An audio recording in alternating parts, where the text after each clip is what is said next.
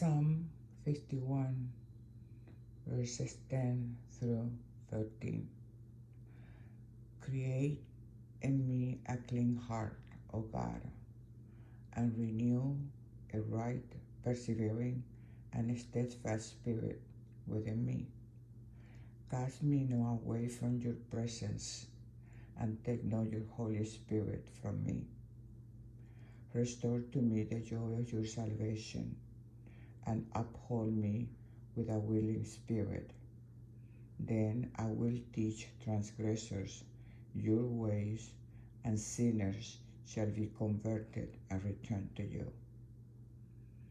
Create in me a clean heart, O God, and renew a right, persevering, and steadfast spirit within me.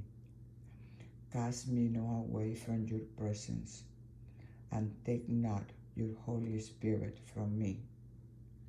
Restore to me the joy of your salvation, and uphold me with a willing spirit. Then will I teach transgressors your ways, and sinners shall be converted and return to you. Psalm 51, verses 10 through 13. In Jesus' name, I pray.